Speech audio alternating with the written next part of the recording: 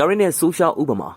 မိုက်ကယ်ကာရီကလာမယ့်ရာသီမှာလည်းမန်ယူနီးပြဖြစ်ဆက်ရှိကျင်တယ်လို့ဝန်ခံလိုက်ပါတယ်။သူလက်ထက်မှာမန်ယူသင်းပြန်လည်တည်ငြိမ်လာလို့လည်းမိုက်ကယ်ကာရီကအခုလိုမျိုးမျှော်လင့်လာတာဖြစ်ပါတယ်။မန်ယူသင်းတာဝန်ရှိသူတွေကတော့နီးပြသစ်ကိုခက်လွယ်လွယ်မရွေးချယ်ခြင်းပါဘူး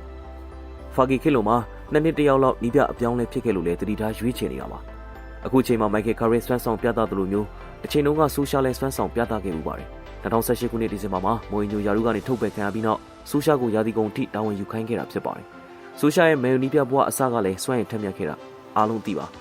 မန်ယူနီးပြဘဝအစပထမဆုံး10ပွဲဆက်ဆိုရှာအနိုင်ရခဲ့တယ်လို့18ပွဲမှာတပွဲသာရှုံးနေသည့်အခြေအနေကောင်းခဲ့တာဖြစ်ပါတယ်။အဲဒီလိုမျိုးမော်ဆန်ဆန်ရလက်တွေဖန်ဆင်းနိုင်လို့မန်ယူသင်းကဆိုရှာကို3နှစ်စာချုပ်ချုပ်ခဲ့တာပါ။ဆိုရှာလက်ထက်မှာမန်ယူသင်းကဖျော်ဖြေဆက်တဲ့ကစားတစ်ခုပြသနိုင်ခဲ့သလိုယူပါလီဖိုင်နယ်ထိရောက်ခဲ့ပေမဲ့စူပလာအောင်ပွဲမရလို့နောက်ဆုံးမှာတော့ယာရူကနေထုတ်ပယ်ခံလိုက်ရတာပါပဲ။မိုက်ကယ်ကာရီကိုလည်းအဲဒီလိုမျိုးဖြစ်လာမှမန်ယူသင်းတာဝန်ရှိသူတွေစိုးရိမ်နေပါတယ်။မန်ယူသင်းရှေ့ရချင်းဆာဂျင်ရက်လစ်ကလာမယ့်2026ကမ္ဘာဖလားပြီးဆုံးချိန်ထိစောင့်ပြီးမန်ယူနီးပြသစ်ရွေးချယ်ပွဲရှိနေပါတယ်။လက်ရှိပရီးမီးယားလိနီးပြတွေကခရစ္စတယ်ပဲလီနီးပြဂလက်စနာနဲ့ဘုံမောက်နီးပြအရာအိုလာတို့ကမန်ယူနီးပြယာရူအတွက်ရေပန်းစားနေပေမဲ့ဆာဂျင်ရက်လစ်ကတော့သူတို့နှစ်ဦးထက်အတွေ့အကြုံပိုများပြီးစူပလာအောင်ပွဲတွေပိုင်ဆိုင်မှုတဲ့နီးပြမျိုးတွေကိုပဲခံအဖို့ရည်ရွယ်ထားပါတယ်။အင်္ဂလန်သင်းနီးပြတူရဲ့အမေရိကန်သင်းနီးပြပိုချက်တီနိုဘရာဇီးသင်းနီးပြအန်ဆယ်လော်တီဂျာမနီနီးပြနာဂျယ်စမန်တို့ကမန်ယူသင်းနီးပြယာရာစီးနဲ့မှာပါဝင်နေပါတယ်။မိုက်ကယ်ကာရီကမန်ယူနီးပြယာရူကိုဆက်လက်ပိုင်ဆိုင်ချင်နေပါတယ်။ဒါပေမဲ့မန်ယူသင်းကလည်းမိုက်ကယ်ကာရီကိုဒုတိယဆိုရှာဖြစ်မှာစိုးရိမ်စိတ်ကြီးမားနေသေးပါမယ်။ M9 Sport မှာတင်ဆက်ပါတယ်ဘုံနဲ့ပတ်သက်ပြီးစိတ်ဝင်စားကြကောင်းတဲ့အကြောင်းအရာတွေကိုစူးစမ်းတင်ဆက်ပေးနေတဲ့ကျွန်တော်တို့ page ကို like and follow လုပ်ပြီးတော့အားပေးဖို့လည်းမမေ့ပါနဲ့တော့